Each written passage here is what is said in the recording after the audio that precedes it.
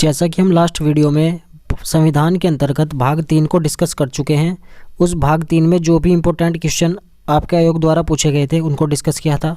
आज हम भारतीय संविधान के अंतर्गत भाग 4 को कवर करने वाले हैं और जो इस भाग से इम्पोर्टेंट क्वेश्चन एग्जाम में पूछे जा चुके हैं और किस लेवल से पूछे जा चुके हैं, इसके जो इम्पोर्टेंट आर्टिकल्स होंगे वो जो पूछे जा चुके हैं उन सबको फंडा और ट्रिक के साथ याद करने की पूरी कोशिश करेंगे। तो सबसे पहले बात करते हैं, जैसे कि मैंने लास्ट में भी बताया था, टोटल भाग भारतीय संविधान में 22। भाग 1 में हमने जो है संघ और राज्य क्षेत्र को रखा है, उसके अंतर्गत अनुच्छेद 1 से लेकर 4 तक हैं। भाग 2 में हमने जो है नागरिकता को रखा है, जिसमें अनुच्छेद 5 से लेकर 11 तक है। उसके बाद लास्ट वीडियो में हमने भाग 3 पढ़ा था। भाग 3 में हमने आर्टिकल 12 से लेके अनुच्छेद 12 से लेके 35 तक पढ़ा था, तो भाग 3 था। अब उसके बाद हम नेक्स्ट पढ़ रहे हैं भाग 4, जिसमें हम अनुच्छेद जो पढ़ेंगे 35 से अगला 36 से लेके 51 तक। भाग 4 में कितने अनुच्छेद को रखा गया है? 36 से लेके 51 तक। इस भाग 4 का जो टाइटल है या पार्ट का जो नाम है वो है नीति निर्देशक तत्व, जिसको शॉर्ट में DPSP बोलते हैं, directive principles of state policy, DPSP, नीति निर्देशक तत्व। ये हमने नीति निर्देशक तत्व भारतीय संविधान में आयरलैंड से लिए हैं। जैसे कि हमने लास्ट वीडियो में पढ़ा था कि मौलिक अधिकार कहाँ से लिए हमने, तो वो मौलिक अधिकार हमने मौलिक यानी कि मालिक अमीर लोग होते हैं अमेरिका से लिए हैं। और नीति निर्देशक तत्व हमने कहाँ से लिए हैं, तो हम आय करने के लिए, आय बढ़ाने के लिए अपनी नीति बनाते हैं, निर्देशक देते हैं खुद को कि हमें कैसे कैसे पैसों को कमाना है, नीति बनाते हैं। तो नीति निर्देशक तत्व आयरलैंड से हमारे संविधान में आए हैं। जो आपके एग्जाम में क्वेश्चन पूछा गया था वो इस प्रकार था, राज्य के नीति निर्देशक सिद्धांत निम्न में से किससे संबंधित हैं? तो आपके ऑप्शन में था केवल सामाजिक न्याय, केवल आर्थिक न्याय, केवल राजनीतिक न्याय या सभी। जब आपको इसकी विशेषता में आपने पढ़ लिया कि यहाँ सामाजिक न्याय की भी बात हो रही है और आर्थिक न्याय की भी बात हो रही है, तो सीधी सीधी बात है, जब 2 न्याय मिल गए हैं तो चौथा ऑप्शन तो ऑलरेडी सभी में जाना ही था, क्योंकि राजनीतिक न्याय भी कहीं ना कहीं मिला होगा जब उसने 2 ऑप्शन हमारे पास सटीकता से हमने पढ़ लिए विशेषता में। तो नीति निर्देशक तत्व हमें सामाजिक न्याय और आर्थिक न्याय और राजनीतिक न्याय इन सभी की जो है बात करते हैं, विशेषता बताते हैं।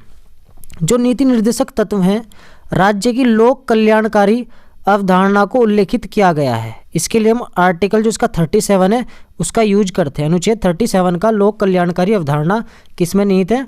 राज्यों में निहित है। ये हमें नीति निर्देशक तत्व बताते हैं। इनके हनन होने पर या नष्ट होने पर इनके बाद हम इन पे जो है वाद नहीं कर सकते, यानी कि न्यायालय की शरण नहीं ले सकते। जबकि जो मौलिक हमारे अधिकार थे उनके हनन होने पर हम न्यायालय की शरण ले सकते हैं और न्यायालय उन पर रिटे जारी कर सकता है। क्या जारी कर सकता है? रिटे से भी जो क्वेश्चन बना था, यदि वीडियो नहीं देखे आप पिछले वाला जो है पोर्शन, उसको अच्छे से वीडियो को देख लें। राज्य की कल्याणकारी संकल्पना का समावेश किस में किया गया है? तो आपके नीति निर्देशक तत्वों में किया गया है। राज्य की कल्याणकारी संकल्पना का समावेश हमें कहाँ मिलता है? तो नीति निर्देशक तत्व भाग 4 में मिलता है। इंपॉर्टेंट है, ध्यान रखेंगे। PDF वगैरह जो भी आपको व्हाट्सएप ग्रुप से जुड़ना है, आप इस लिंक के द्वारा या इन चीज़ों को फॉलो करके जुड़ सकते हैं। पुरुष और स्त्री को समान कार्य के लिए समान वेतन का अधिकार दिया गया है। तो ये चीज़ हमें किस भारत के संविधान से मिलती है, कि भारत के संविधान के किस भाग से प्राप्त होती है? तो भाग 4 का जो नीति निर्देशक तत्व है उसी में उल्लेख किया गया कि पुरुष और स्त्री को समान कार्य के लिए समान वेतन का अधिकार है। राज्य के नीति निर्देशक तत्व एक ऐसा चेक है जो बैंक की सुविधा अनुसार अदा किया जाता है। ये कोटेशन है, कथन है।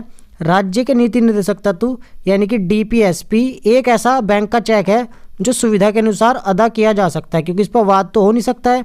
ये जो वक्त यानी कि ये कथन था, ये KT शाह का था। किसका था? KT शाह का कथन था। इंपॉर्टेंट अनुच्छेद की बात करते हैं, आराम से याद करेंगे। अनुच्छेद हमने पढ़ने हैं इसमें 36 से लेके 51 तक, तो जो इंपॉर्टेंट होगा उन चीज़ों को हम कवर करेंगे। सबसे पहले बात करते हैं आर्टिकल 36 की। अनुच्छेद 30 में राज्य की परिभाषा को परिभाषित या उल्लेखित किया गया है। आर्टिकल 36 में राज्य की परिभाषा को उल्लेखित किया गया है। अब 36 से ध्यान आया मुझे छत्तीसगढ़। क्या ध्यान आया? छत्तीसगढ़। और छत्तीसगढ़ क्या है? एक राज्य। तो हमने 36 से छत्तीसगढ़ की राज्य की एक परिभाषा बना ली। सीधा सीधा याद हो जाएगी राज्य की परिभाषा किसमें? छत्तीसगढ़ में है। ठीक है। जबकि 36 यदि पूछे राज्य कौन से क्रम में बना था? 26वें में, 26वें क्रम में राज्य बना था, क्योंकि टोटल 36 राज्य तो है नहीं हमारे पास। 28 राज्य हैं, 8 केंद्र शासित प्रदेश हैं, तो 36 ना ध्यान रखें हम, उसे क्या ध्यान रखेंगे 26।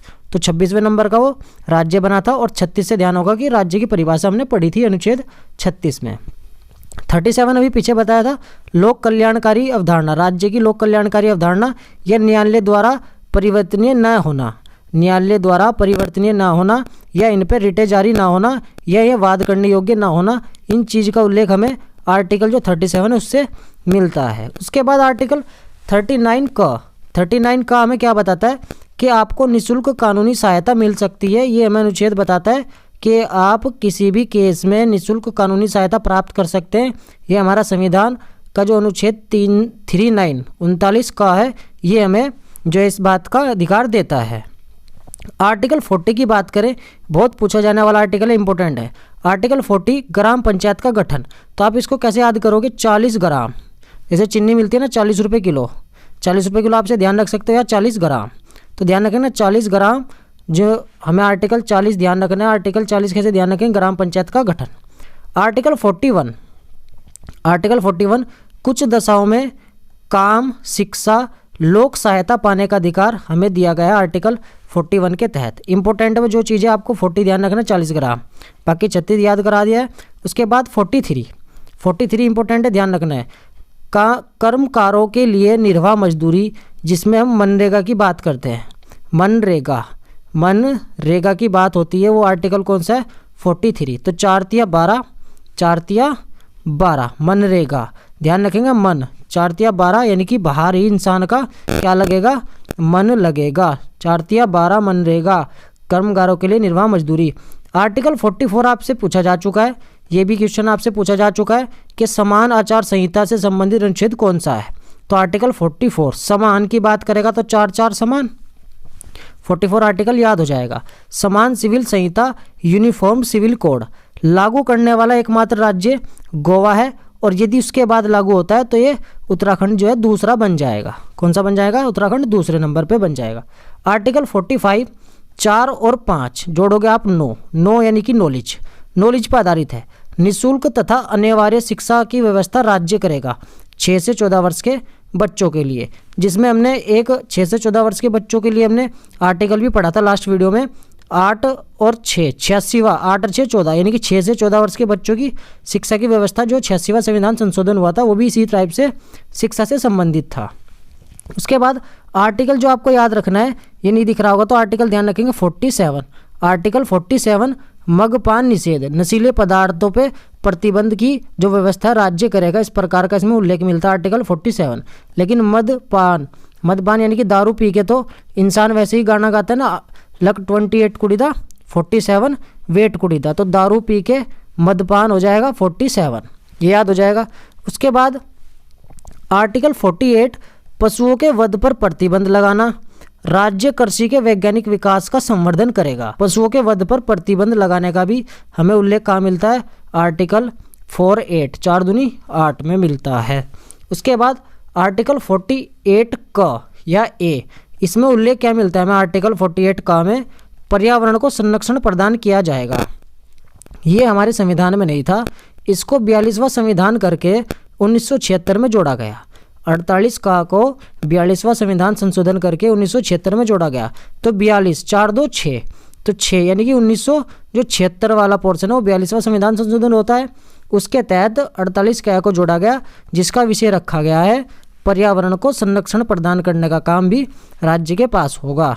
उसके बाद आर्टिकल 49 4 9, जैसे 4 आप 9 पढ़ोगे ना 4 9, तो मैंने पढ़ लिया इसको 4 गन यानी कि विदेशी। तो जो विदेशी बाहर से भारत में आते हैं वो प्राचीन स्मारकों को देखने आते हैं, इसलिए हमें प्राचीन स्मारकों का क्या करना चाहिए, संरक्षण, ताकि 4 गन आए। 4 9 4 गन आए। 50 आर्टिकल 50 कार्यपालिका से न्यायपालिका का पृथक्करण, शक्तियों का बंटवारा किसमें 50 में कर दिया गया है, कार्यपालिका और न्यायपालिका का बंटवारा। उसके बाद आर्टिकल 51 अंतर्राष्ट्रीय शांति और सुरक्षा की अभिवृद्धि का उल्लेख किसमें है, अनुच्छेद 51 में है। तो 51 रुपये का टीका आपको मिलना है, प्रसाद देना है, 51 रुपये चढ़ाने अंतर्राष्ट्रीय शांति के लिए। तो जो DPSP है हमारे राज्य के नीति निर्देशक तत्व हैं, वो नैतिक और राजनीतिक मान्यता प्राप्त है। जबकि जो हमारे मौलिक अधिकार हैं वो कानूनी रूप से मान्यता प्राप्त है, इनके लिए रिटें जारी होती है, इनके लिए रिटें जारी नहीं होती है। यदि वीडियो और सेशन अच्छा लगा तो प्लीज़ लाइक कमेंट शेयर जरूर करें। नेक्स्ट वीडियो में नेक्स्ट पार्ट को कवर करेंगे। आज के लिए इतना ही। जय हिंद, जय भारत।